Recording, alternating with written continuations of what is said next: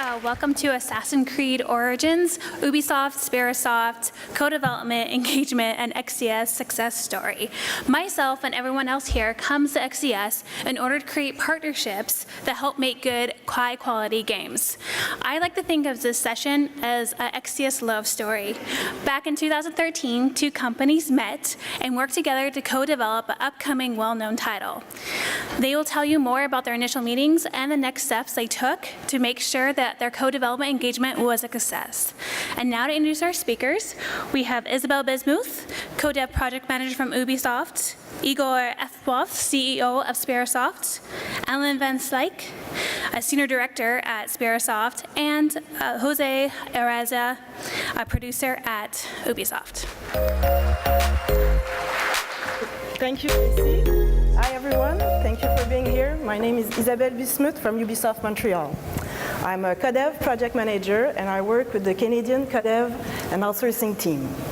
The role of our team is to support at studio level both the internal and external collaborations in our 3 Canadian studios located in Montreal, Quebec City, and Toronto. I'm very happy to be here today with my colleague Jose and our partners from Sperasoft, Igor and Alan, to share with you our journey on Assassin's Creed Origins. Hello everyone, thanks for being here. My part of presentation will be in French, so I'll be talking slow so everybody understands. My name is Igor Efremov. I'm from Sperasoft. I'm CEO of the company. We have locations in Russia, St. Petersburg, Volgograd, Poland, Krakow, United States, San Jose, and Austin. And we are work-for-hire studio specializing on art engineering, full development, full SKU development and co-development. So today's presentation is divided in 2 parts. First, Igor and I will discuss the business side of things and how we built the partnership between our 2 companies. And in the second part, Alan and Jose will walk you through the different stages of this collaboration and the production challenges they met along the way. Let's start, and we're going to go back in time a little this morning, as our story started 5 years ago when Igor, Alan, and myself met for the first time here in Vancouver during the first XDS event. This year, XDS 5th anniversary, as well as the launch of Assassin's Creed Origins coming up next month, was the perfect opportunity to share with you our co-development success story. So back in 2013, Ubisoft was already doing asset outsourcing, so traditional art outsourcing with external partners. So when we first heard about this XDS, it seemed like a good idea to send me out here to learn some best practices that we could use to improve our way of working, and take the opportunity also to meet with actual and potential outsourcing partners. At that time, however, external co-development was not in the cards for us. The main focus was in collaborating internally and in leveraging the expertise in our Ubisoft studios around the world. But I was here, and I was really curious to see with whom the other game developers were collaborating to deliver their scope, given that they could not rely on an internal network like ours. So our journey started when Isabelle, Alan, and I met precisely on September 3rd of 2013. That was the very first XDS and the true XDS success story behind this. So I would like to take this opportunity and thank XDS for having the opportunity and chance to meet with Ubisoft and many more opportunities. So during this meeting, we basically sit down and had a chance to formally introduce Sperasoft and our services, our experience and background, and just basically give enough information to start some conversations and some thought process about possible engagement. Immediately, right after that meeting, we basically start filling up the questionnaire in order for us to get into the Ubisoft external vendors database. And quickly, it was basic questions about security, IT, and some company information. So it was quickly done, and we were in that database. And a year later, on the second XDS, we met again, and where we start providing more details, especially on our new line of service co-development. By that time, we already were heavily engaged with EA, FIFA, and NHL on multiple co-development projects. And as a result of those 2.5 years meetings, we basically give enough information to Ubisoft to start looking at their side and see, where's the area of possible partnership and engagement. And then it's in March 2015 that the day happened. So Assassin's Creed Origins was looking for a team to take on their wildlife mandate. For various reasons, at that time, we had no Ubisoft studios available to work on this scope. So this is how, for the first time on an external mandate, I got the green light to start digging into potential external solutions. I knew it would be a challenge to find a partner that would be able to deliver the level of quality we needed, have a team with the right profiles, as we were looking for a full cross-disciplinary team, and be able to start working quickly with us on this project. So as Isabelle mentioned, she sent an email to us back in March 2015, and we immediately put the response group in Sperasoft and start basically assessing the request, and we scheduled first call where more background information was provided, what kind of project, what kind of work, what kind of challenges Ubisoft having, and our production team start working diligently, just basically, thinking about approaches. And during this time, also we had multiple calls with Ubisoft where we basically met new team members and basically continue introducing Sperasoft business models, just give an idea about how we were working in co-development, what kind of experience we had, what's working, what's not was working.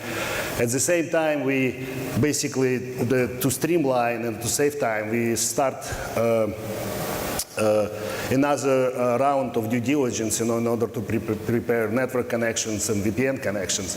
Actually, one cool idea that we did before even signing contract to engaging, we actually sent to Ubisoft a couple of profiles of our leads, just just to give an idea what kind of skills we have and what kind of experience they have. So as a result of this, we basically gave enough information to Ubisoft to understand what kind of engagement, what kind of work we can do, and what part of Sperasoft, what Sperasoft part will be in the production of this game. So as you can easily imagine, the decision to go external was really a big move for Ubisoft. It meant integrating a new partner in our development process, but also having them fully integrated in Anvil. Let's just say that sharing the Assassin's Creed proprietary engine is not something that's taken lightly. So our team needed to, of course, moving out of this comfort zone also brought some resistance. So our team needed to reassure both studio management and various stakeholders. So with the help of various Ubisoft departments, such as IT, legal, purchasing, and security, we really had to define and put in place a specific CODEV process to mitigate those risks. The fact that the senior producer of the Assassin's Creed brand was really eager to try out this new option made all the difference in this adventure.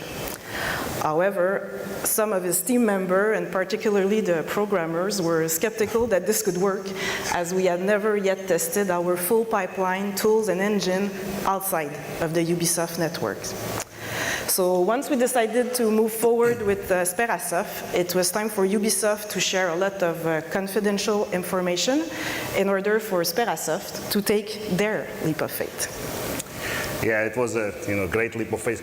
So that was if I will be talking about leap of faith and challenges and first steps, I can basically put them in 4 groups that every single vendor service provider dealing with, right? So at that time, we had an extensive experience of working on a co-development projects, but we were engaging into the new relationship with Ubisoft.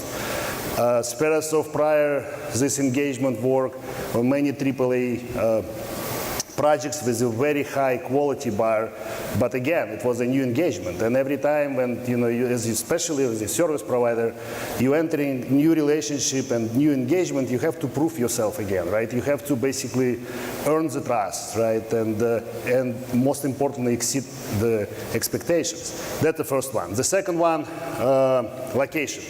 Everybody heard the phrase, it takes a village to make a game, right? So, and usually our co-development engagements before was, Sperasoft and then one location for our partner, right? With Ubisoft, we basically were entering the new era where we have to work worldwide with 5 or 6 different studios. So forget about villages right now. So if it takes like 5 or 6 countries to make a game. The third one, really true cross-discipline co-development. And I want to quickly stop here because I heard many conversations that everybody right now working on the co-development, but then asking questions. Actually, it's only art and the content, right? This engagement was very, very different because it's a cross-discipline, and because it was new to Ubisoft, so we have to make very significant investments, to get it on the trust level, right, in the comfort zone. And the last one, and probably one of the most challenging, that we start engaging on this mandate during the tremendous Sperasoft growth. So basically, we grew up from 150 to 400 plus companies. So this represents a lot of challenges.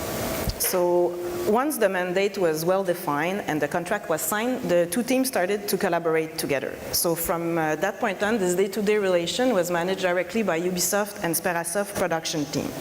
So that's where my role evolved a little, and I became more of a facilitator, so addressing high-level issues, making sure everything was running smoothly, and performing collaboration assessment with the teams. Since external co-development was also new for Ubisoft, we also needed to build a strong business relationship based on trust and integrity. So just like the production team on the floor, we needed to get to know each other and build trust. Yeah, that's a great point. So from the very first moment, we understood and realized that besides and outside of the traditional project management, who is responsible for the project execution and account management, we need extra layer just to make sure that we're getting feedback from all line of businesses in Sperasoft and the Ubisoft side, not only from the Assassin's Creed group. So we made a decision that Alan and I will be traveling to Montreal at least once in 3 months, where we not only had a chance to meet with the Assassin's Creed team and get the various feedbacks, but also, we work closely with Isabelle and start learning more quickly about different processes and policies inside the Ubisoft. So we met with purchasing, legal, to see how we can streamline contract process and discuss discuss how to do better invoicing. Another good example of this was meeting with the Ubisoft International Mobility team, where we discussed and basically tried to understand the policies and the best practices of Ubisoft and how we can apply them to Sperasoft, so to make the process of traveling between Canada and Russia much more easier and faster. And I want to make emphasis that transparency is a must to any type of partnership and engagement. And we always, coming up front, forward, no matter what kind of challenges, issues were, and we were discussing with Ubisoft as a team and finding the best solution. So I think that was one of the main ingredients of the secret sauce that we developed. Yeah. So as a closing note, although Ubisoft CoDev primary strategy is internal co-development, our recent partnership with Sperasoft had the merit to prove that we could also succeed while integrating an external CoDev studios in our development process. And now to tell you more about this day-to-day collaboration, the lessons learned, and the best practices, please welcome Alan and Jose. Thank you. Thanks. Thank you. Thanks, Isabelle and Igor, for the business review. Yeah, so Jose and I are going to review from a production standpoint. So yeah, I'm Alan Van Slyke, head of production at Sperasoft. And I'm Jose Araiza. I'm the producer for the collaboration and co-development on Assassin's Creed Origins. Yeah, and so we'll start with kind of a franchise and mandate review, and then we'll dig in more detail. Yeah, so like I mentioned, obviously there's this little game called Assassin's Creed Origins. Maybe you guys have heard about it. It's a big step in the brand itself. It evolves the brand. It changes some of the core pillars of the game. If you guys saw the trailers, you know that the game takes place in Egypt. It's a fully open world. It's around the era where Cleopatra was ascending to the throne. And there was quite a bit of new stuff that we wanted to try in the game to evolve the brand.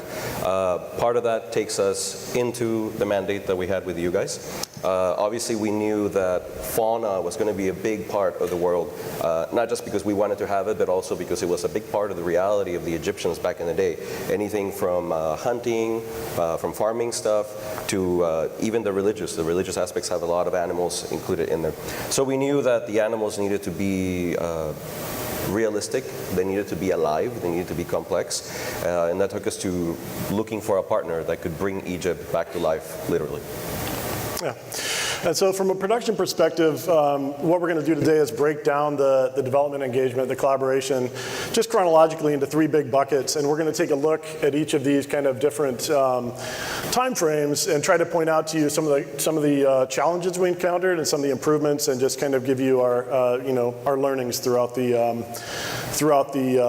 engagement. And for those of you coming hoping to see some Assassin's Creed Origins unreleased media, you're in luck. We have to put together a couple of trailers so that to break up the talk.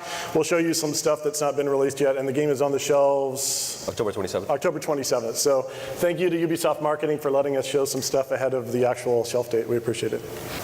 So first, let's take a look at the kickoff. So this is after Isabelle and Igor have finished all of their contractual and business obligations, and this is kind of the initial first co-development effort for Ubisoft, and this is kind of our initial efforts early on in the project. So you're imagining Ubisoft Montreal and Sperasoft and St. Petersburg, neither of which have very exciting winter travel prospects, I guess. But fortunately, this was in the summertime, and they're both really beautiful cities in the summer, so travel was going to be a piece of cake. But when thinking of which direction we wanted to travel, when we're thinking of assembling these subject matter experts, or this core team from the two teams, which direction we want to travel, we ultimately chose to send people to St. Petersburg. And this is really not because it's a more beautiful city, but because, although it's a very beautiful city, but because we knew that this would act as a forcing function to get all of our technical infrastructure set up. As you heard Isabelle mention, and Igor mentioned, there's a big investment in the Anvil engine proprietary to Ubisoft had never gone outside of the Ubisoft network. So we knew that by virtue of sending the core team towards Sperasoft from Montreal, that this would force us essentially to get all of the infrastructure set up, and as well as get all of the developer workstations set up, so that when everybody showed up, we could get straight into development. So the period of time between Isabelle and Igor's kind of contractual work and our expectation of the team arriving was measured in weeks, 4 to 6 weeks. And again, Sperasoft spent this time making a huge technical investment. And thinking of the core teams, to paint the picture, these were teams of about 5 to 7 people on each side.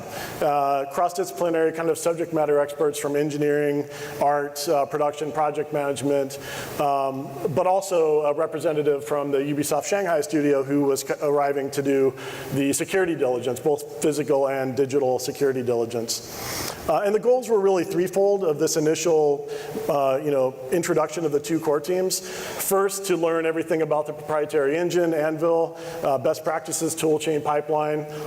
Secondarily, to document these things because Anvil hadn't been really released outside of Ubisoft, the documentation, there was room for improvement, there was room for us to add and help and give back to Ubisoft as we learned.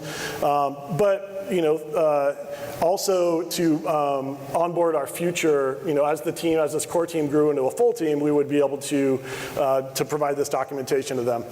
But thirdly, most importantly, possibly, is the cultural aspect of getting these two teams together. So knowing that we're going to be working together in this engagement, engagement, arm in arm, in the trenches. There's an opportunity for the two teams to get together, to run around through St. Petersburg, after we've put in a hard day of work, and to have some horseradish vodka. Yeah, and obviously on top of that, you mentioned documentation. That was super important because a lot of things that for Ubisoft are common knowledge that to you guys, like all the acronyms. We love acronyms. That's crazy. Nobody knows what they mean. There was a logistic aspect of it. Obviously, we consider the beauty of going from a cold winter to another cold winter. That was amazing. But then there was also travel. Travel was really important because we obviously had never done business with Russia, and we needed to understand the visas. Obviously, it's a complex equation once you consider that Ubisoft has people from all over the world with different nationalities. So we had to consider what were the restrictions of us going over there, them coming to Montreal, and who could or could not go, and what was the length of getting all these travel visas done. So after this kind of initial core teams met each other, this is an opportunity for us to really start digging in and talking more deeply about the mandate. So as Jose mentioned earlier, Assassin's Creed, open world, wildlife, we knew from the beginning was going to be a key component, that wildlife had to be a really compelling experience to make the world feel alive. But it was pretty broad strokes. I mean, it was pretty much, hey, let's make a really compelling wildlife experience that brings the world to life. And there wasn't a lot of detail behind it. But the good news was that Jose's team already had, from the Assassin's Creed franchise, already had existing low-level systems in place, core systems that we could build upon at Sperasoft. So a fight system already existed, nav systems, all of these core systems already existed and gave us the ability to leverage that and build on top of it.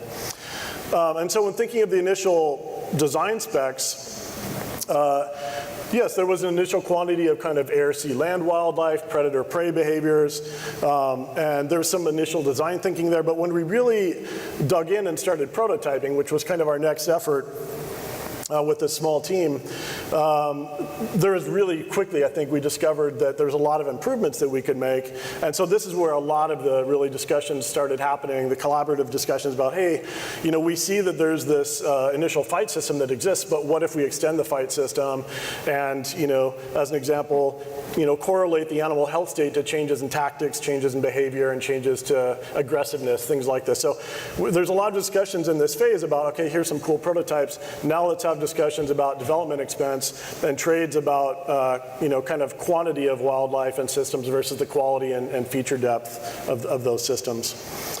And the result of this, I think, as the dust was kind of settling during the prototyping phase, was that we ended up with a much larger, I think around 30% more kind of animations and behaviors than was originally spec'd when we started the engagement. But there was challenges along the way as well. So the initial deliveries that Sperasoft made, although of high quality, didn't fit with the sensibilities of realism. They were far too stylistic. They didn't fit within the franchise, the Assassin's Creed franchise sensibilities of realism. So to kind of mitigate this, we actually ended up, and this is still very early in the engagement, we sent our lead animator from Sperasoft to Montreal for some number of weeks to embed with the team, calibrate, really learn about the design sensibilities of the Assassin's Creed as a franchise, and return back to Sperasoft to share these learnings with the rest of the team. But the results were, that if you were to wrap this up, is that we essentially traded a higher volume of wildlife for a lower quantity of wildlife, but we think with a much more compelling experience. So now we're past kind of the prototyping and we're into the assembling the full team. So growing the team from 5 to 8 to 30 plus people. And the first thing we did was, again, have more discussions about how we would architect this team, what quantity of disciplines would be required, and the way that we approached this, since Ubisoft was already subject matter experts both with the engine toolchain pipeline and with the franchise and mandate, was to basically pose the question, well, if you were to architect this team, kind of how would you architect it, right? And so this was how we... Yeah.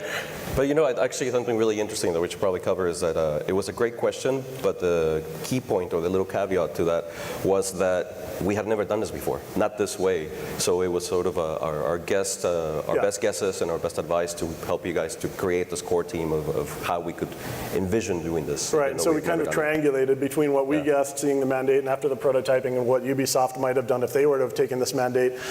But there was also some alignment. Sperasoft as a co-development partner, we're always engaging with different partners. And one of the things that we do in this phase is we're essentially building like a communication matrix that aligns roles and responsibilities and job titles. So is it a development director, a producer, a project manager? What are the titles, roles, and responsibilities to make sure that we're all speaking a similar language, the same language, and have a common understanding? So Sperasoft always kind of is a chameleon and reaches out to our partner and adopts the already existing kind of best practices, roles, and responsibilities that our partner uses. And same with the development pipeline. Although we learned the development pipeline early, and we inherited again from Jose's team a very well kind of like established authoring pipeline for some of the components. Still, we found that if our team, as they were being assembled, if we would stray from this, it would be a quick conversation with Jose, and we would retriangulate and get back to kind of the standardized processes and pipelines. Yeah, in that beginning period was really important. There was quite a bit of iteration. You mentioned obviously the animation. That was a big key point. As you guys know, Assassin's Creed is very realistic. It cannot deviate into fantasy too much. There's some elements that you might find in there, but it's a realistic game. We're trying to pay tribute to history. So we have a very restrictive way of doing things and how we interpret things. So that was key. Obviously you guys had work in a lot of awesomely looking, more fantasy stuff.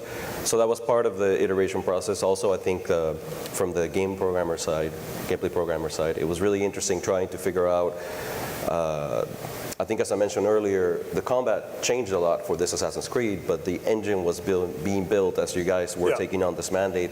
So we really had to make some what I like to think were wise choices as to how to allow you guys to build on a system that was being put together as you guys were coming up with this wildlife itself.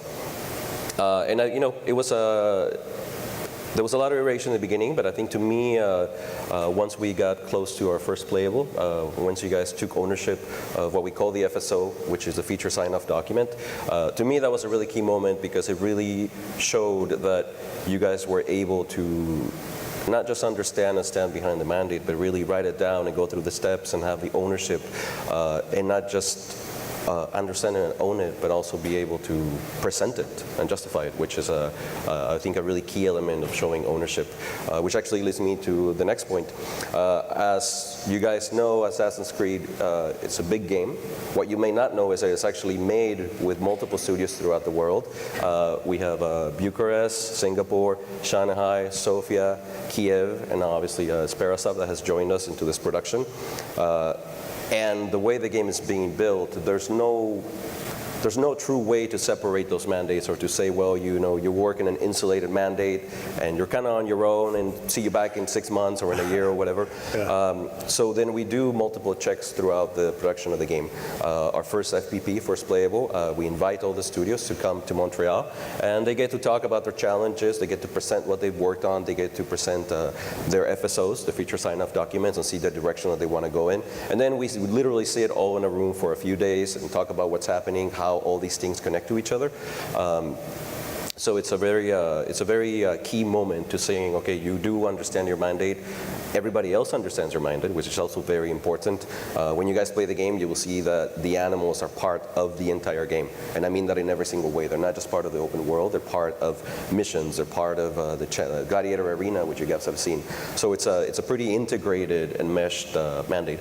Okay, so at this point we've gone through prototyping, we've assembled the team, and now we're into kind of the meat of the project, the primary kind of development cycle.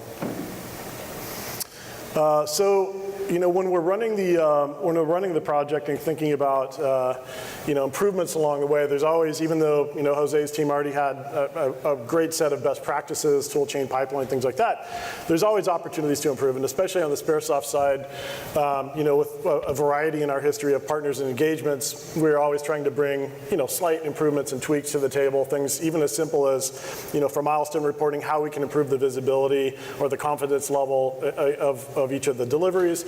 Or even more importantly, probably the way that we handle the director reviews, to make sure that throughout the milestone leading to the final delivery that there was as much kind of like opportunity to iterate and accuracy and agility in getting early stuff viewed and getting feedback and to making sure that what we delivered at the end of the milestone was, you know, the highest quality possible. So these were things that mutually we worked on and made small improvements to throughout the development cycle.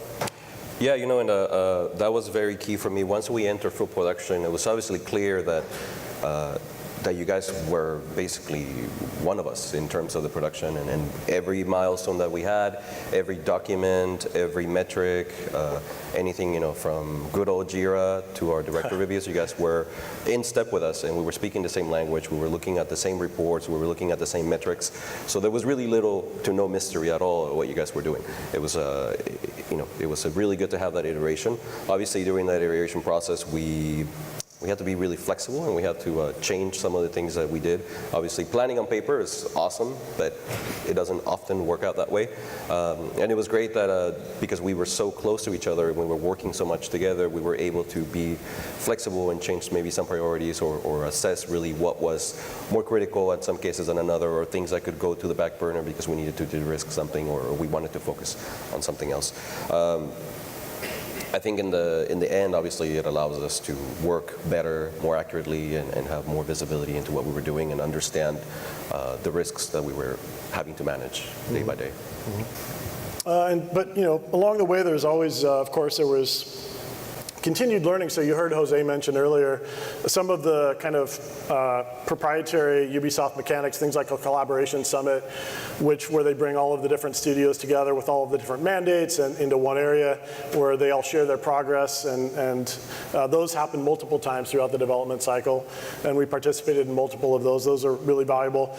Technical summit is a really similar kind of thing where everybody gets together and looks at the tool chain and the pipeline anvil, not only how are we using it and making sure that the way that we're using it today is the most effective, but also looking forward to, hey, if we know that one of these underlying systems like the fight system or something is going to be re-architected or refactored in the future that might be a dependency to the wildlife system sitting on top of it, these are opportunities to bring everybody together and align and make sure that we can see these things before the refactoring happens, right, and understand what the implications are going to be to our system sitting on top of foundational components.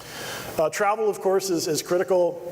There were some hits and misses here. I think, as Igor mentioned earlier, at a management level, we traveled to Montreal quarterly, and we were really transparent and had great conversations both directions about where we were doing well, where we had room to improve, and this was a continued kind of investment that we made at a management level. There was some travel, I think, at the production team level, at the development team level on these tech summits and collaboration summits, but I think we agree that... Yeah, we certainly could have done more. Yeah, I think we agree that there were some opportunities where, because this was a longer engagement, that you know, that there were some architectural changes, there were some refactorings that if we had had closer communication mechanisms or had traveled a little bit more often, maybe these things could have been, we could have done it better here probably. What is that? Is that a lioness? It's a resting, yeah, it's a resting. I love the picture. It's so nice and relaxed. What you don't know is that it ran probably like 100 kilometers, like we did to get to that point. So the landing was very interesting for us. During our production, obviously, we have many systems and pieces of the game. Some of them were being built from the ground up. So to us, the landing is when you get to the point that you actually start putting everything together. And it was very interesting to see what happens once you put everything together in the world and once you integrate everything. Yeah, and there was a lot of challenges here for sure. As Jose mentioned earlier, because there was so much dependency between the systems, and the systems were coming in from all different Ubisoft studios plus Sperasoft, and then there was a big, and I can't imagine from your perspective, but a big timing and serialization kind of dependency, right? So imagine that you know, Jose has got components coming in from 6 or 7 different studios, and they need to be serialized and come in a specific order. So for instance, if the fight system changes underneath the wildlife system, that can cause some problems. Not only that, but even just simple timing things like, okay, Sperasoft, for the wildlife mandate, we were building and checking in all of our stuff into essentially test maps. So we had an embedded QA team, and we would test everything and build everything and vet it and get it approved essentially through a test map. But when the actual integration into the world happened, then there can be some really interesting and unexpected kind of interactions that would happen. And sometimes these things, because of the nature of trying to schedule these things, for instance, the Sperasoft wildlife component might be available for integration into the main world, some number of weeks before a level designer actually becomes unblocked to do it, and then that pushes everything downstream as far as like bug discovery, bug fix, things like this. Yeah, and there was quite a bit of, let's call it pleasant surprises that we had during this point. Obviously, I don't know how much you guys have heard about the game, but a lot of the systems that we have are truly dynamic, which meant that, when you're building something together and you have your test world or your test map, everything was perfectly. Once you integrate into the world, we learned a lot about animal behavior. On paper, aggression radiuses, objectives, how the animals reacted, sounded great. Once we started to really go through what was a real game and not just the physical world, but villages, NPCs, objectives, you have to remember that it wasn't just the NPCs that we have that have a new AI system and a new AI network, and they have their daily life cycles. We also have the animals that have their own cycles and their objectives. Once we put them into the world, we realized that, if an animal is hungry and there's nothing to kill, well, guess what? It will continue to find or search for food until maybe it finds a village and it kills everybody in the village. Right, so QA loads up the game, goes to the village, everybody's dead. Yeah, everybody's dead. Yeah, you're trying to complete a mission and everybody's dead. And there's a big fat alligator. Yeah, exactly. Yeah, exactly. Or or even the ecosystem of the water versus land, and if you have hippos or if you have alligators, what is the right usage of them so that they're not in this forever war fighting each other or eating each other. So there was a lot that we have to learn, even the traversal of the animals, where to put animals' dens, and having all this come in, like you said, serialized and certain things that needed to happen, and obviously part of that, it's the regressions that we've had, or just getting stability. You have so many things coming in, and obviously that was probably the biggest thing that we had to resolve, just how to incorporate all the tech and all the assets that are coming in, and how to make sure that we have stability. Yeah, and I think when we're thinking about improvements or some things that we did, especially on the Sperasoft side, I think that really helped was, yes, we have wildlife as our specific kind of atomic domain. And we have embedded QA who's testing all of this, but if we know that there's other kind of foundational dependencies on other systems that we're sensitive to, well, let's shave off some cycles out of our embedded kind of wildlife team and help other studios look at and make sure that, hey, if these systems are going to change, or if we see something coming down the pipe that might affect or disrupt our system that's sitting on top of it, there's an opportunity to short circuit that. And so these are the types of things that we were able to do kind of outside of our specific mandate to try to help the project as a whole. So down the final stretch, although Sperasoft, we had been documenting the systems throughout the entire development cycle.